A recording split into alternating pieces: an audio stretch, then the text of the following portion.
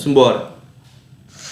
Os tópicos dessa aula será a gente vai falar sobre as análises das demonstrações contábeis, tá?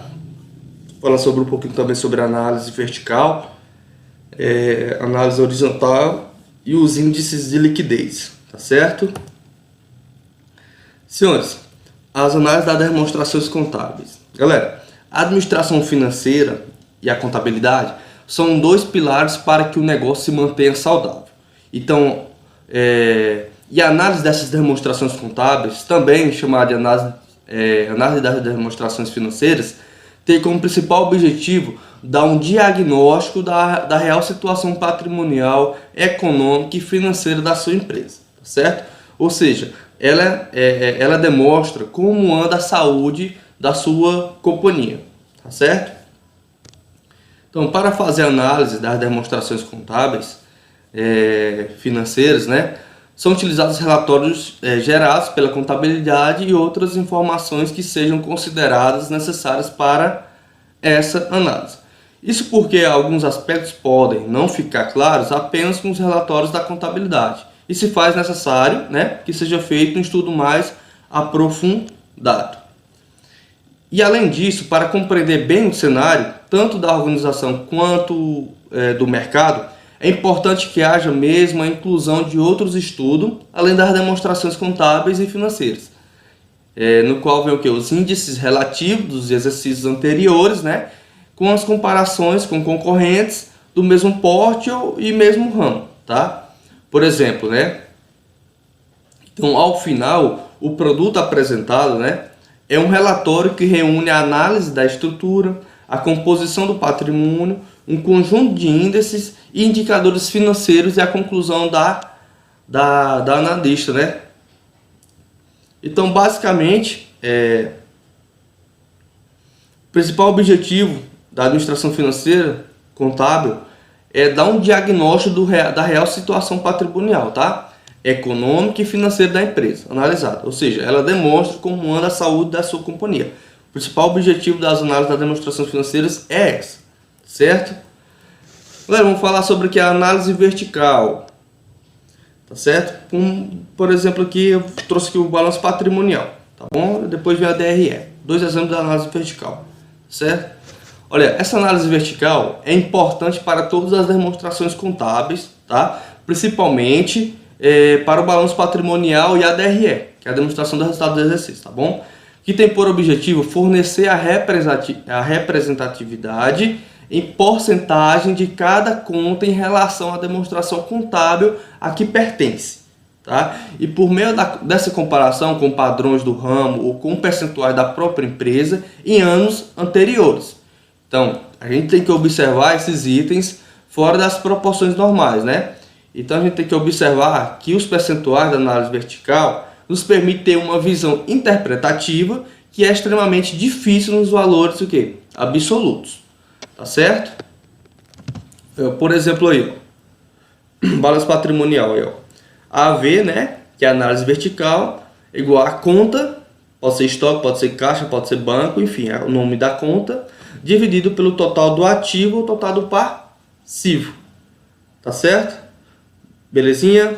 Então, vezes 100. Exemplo aí, ó, o estoque, a conta de estoque foi R$ 22.520. Aí eu vou dividir pelo total do ativo, que é R$ 248.730. Vou fazer essa divisão e multiplicar por 100, no qual essa continha aqui vai dar 9%. Como é que eu vou interpretar ela? Vou dizer assim, ó, o resultado acima mostra que o total de ativos que a empresa possui, 9% estão investidos em estoque. Simples e fácil. A análise vertical das contas é essa. Pegar uma continha lá, banco, imóveis, equipamentos, pegar aquele valor, dividir pelo total do ativo, depois multiplicar por 100. Só isso. Então, aquele valorzinho da porcentagem será quanto é investido naquela conta. Tá bom? Olha aí, ó. DRE. Vamos aqui, ó. Abrir ele aqui. Pronto. DRE. Demonstração do resultado do exercício. Olha, contas lucros, conta de lucros e perdas. A formulazinha é basicamente a mesma coisinha, né? Vou pegar o AV, a análise vertical, pegar a conta, tá bom?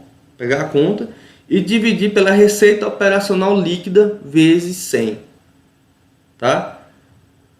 Certo? Olha, a conta. Eu trouxe aqui o CPV, que é o custo de mercadorias vendidas, tá certo? Ou CMV, tanto faz. Foi o que? R$ 102.740, tá? Dividido, olha aqui, ó, pela receita operacional líquida, que é o valor total lá embaixo. Foi R$ 291.630, vezes 100.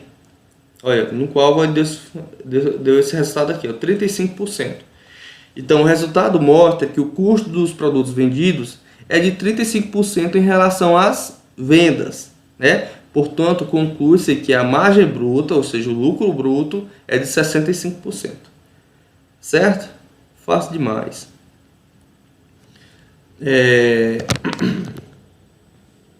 Nessa DRE, o resultado operacional líquido, tá bom? Só para vocês ficarem sabendo, é a diferença entre o resultado operacional bruto de vendas, tá? Menos o impostos, tá certo? Só isso que eu queria falar para vocês. Agora aqui, ó, análise horizontal. Essa análise horizontal tem por objetivo avaliar a evolução ou a involução das contas do balanço patrimonial e das demonstrações de resultados, tá? De um exercício para o outro ou de vários exercícios seguidos. Então, essa comparação permite perceber o comportamento da empresa no mercado e as tendências para o futuro, tá? E quando há comparação de índice ou de contas de uma série de exercícios, ocorre o problema da inflação. Então, por estar, né, comparando valores cujo poder executivo da moeda é diferente em cada período. Então, portanto, para efetuar o cálculo da variação percentual dos itens a serem analisados, o primeiro passo é converter os valores em moeda do último ano. Então, o mesmo poder aquisitivo, né?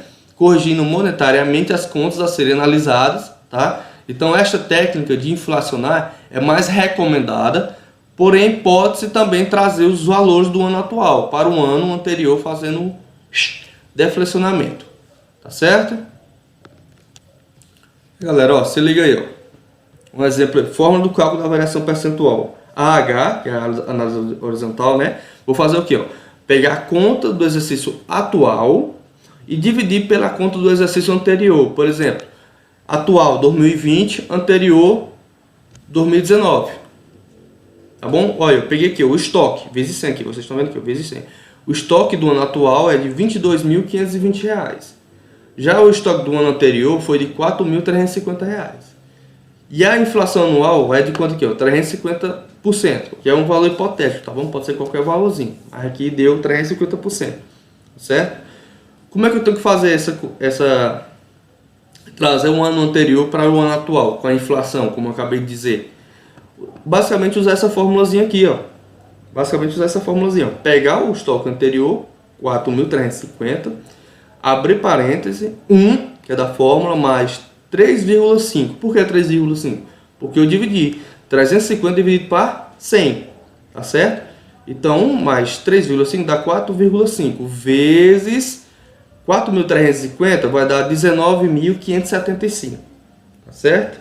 Aí o que eu vou fazer? Olha, conta do exercício atual, né, 22.520, dividido pela conta do exercício anterior, que foi quanto? 19.575, vezes 100, que vai dar quanto aí, ó? 15%.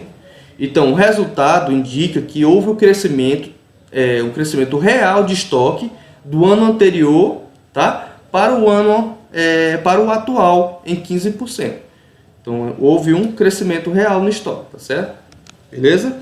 Lógico que teve um aumento. Vocês só podem ver aqui, ó, de 4.350, né? Aliás, de 19.575 para 22.520, logicamente teve um aumento, tá bom?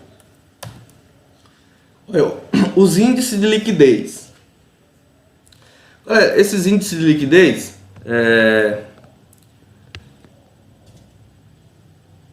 mostra a base da situação financeira da empresa, tá? Basicamente é isso que esses índices mostram. Então, os índices de liquidez não são os índices extraídos de fluxo de caixa, que comparam as entradas e saídas de dinheiro, São índices que, a partir do confronto dos ativos circulantes com as dívidas, procuram medir quão sólida é a base financeira da empresa. Tá? Então, bons índices de liquidez significam que a empresa tem condições de ter uma boa capacidade de pagar suas dívidas, mas não estará obrigatoriamente, né, pagando suas dívidas em dia em função de outras variáveis. Tá bom? Então, para que esses índices sejam considerados adequadamente, convém dois aspectos importantes para eu poder aqui falar para vocês. O primeiro deles é os índices não revelam a qualidade dos ativos. Não revela. E segundo, os índices não revelam a sincronização entre recebimentos e pagamentos, ou seja, não possibilitam identificar se os recebimentos ocorrerão em tempo para pagar dívidas vencidas. Posso dizer aqui, tá bom? Tá certo? O primeiro índice a gente vai falar sobre o índice de liquidez corrente. Galera, esse índice relaciona os recursos em reais disponíveis e os que serão convertidos dentro do prazo de até 60 dias, 360 dias, tá bom?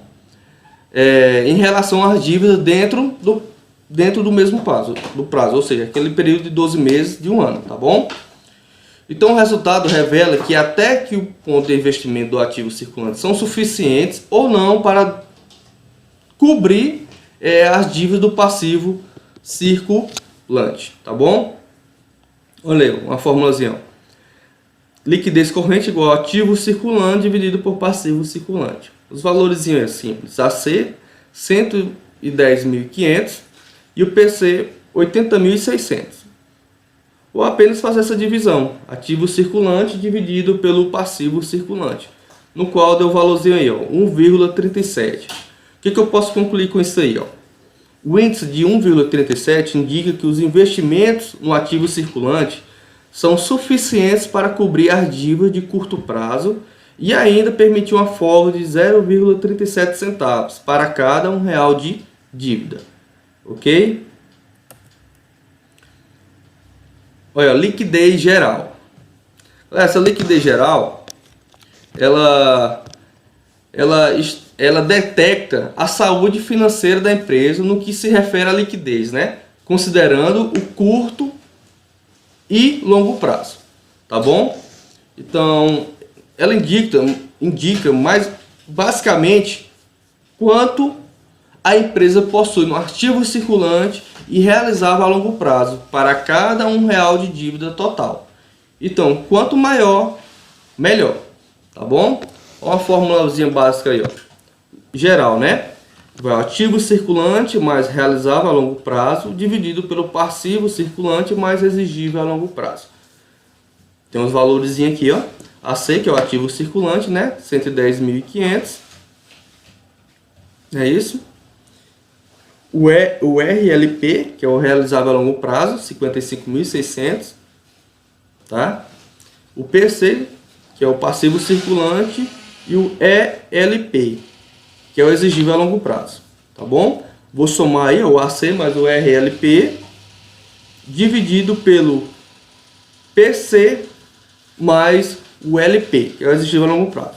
Somando os dois aí, ó, e dividindo ambos, vai dar 1,64, tá certo?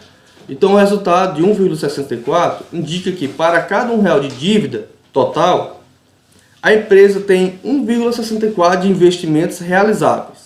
Ou seja, consegue pagar suas dívidas e ainda dispõe de uma folga ou margem de 64 centavos, ó, ou 64%.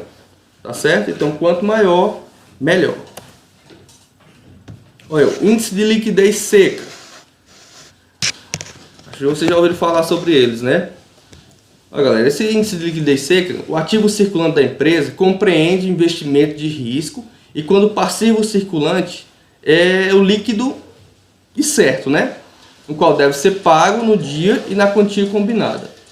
Então daí a ideia de excluir do ativo circulante o item de maior risco, no qual é o estoque, tá? Então a finalidade desse índice é medir o grau de excelência da situação financeira da empresa. Se o índice encontrado for baixo do limite, segundo os padrões do ramo, né, pode indicar alguma dificuldade de liquidez. Porém, se ocorreu ao contrário, né, o conjugado com o índice de liquidez corrente, é um reforço a conclusão de que a empresa é um atleta de liquidez. Então, a interpretação, novamente, é quanto maior, melhor. Tá bom? Um exemplozinho básico aí, ó. Liquidez seca, LS igual ativo circulante menos estoque. Tá? Como falei para vocês aqui, ó, menos estoque, dividido pelo passivo circulante. Então, galera, deu um erro bem aqui no sinal, não era para ser mais, não, é menos, viu? De acordo com a fórmula aqui, ó. Então, 110.500 menos 56.300, no qual é estoque, né? Vou pegar o valor e dividir pelo passivo circulante, no qual vai ser 80.600, tá? Peguei o valor, dividi por 80, deu 0,67.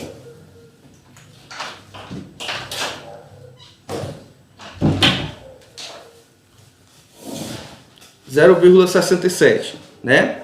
O índice indica que a empresa somente conseguiria pagar 67% das suas dívidas de curto prazo sem depender dos estoques, tá? Então, observação, nesse índice de liquidez, deve sempre levar em conta o ramo da atividade da empresa, tá bom? Pois existem ramos que não há estoques e outros que vivem basicamente de estoques, que é o caso dos supermercados, onde o cálculo deste índice não leva a conclusão nenhuma, tá? É só para vocês entenderem basicamente os tipos de índice, tá certo?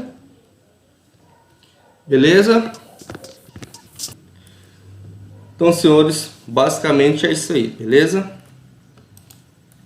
Então, muito obrigado. Até a próxima aula. Vamos que vamos.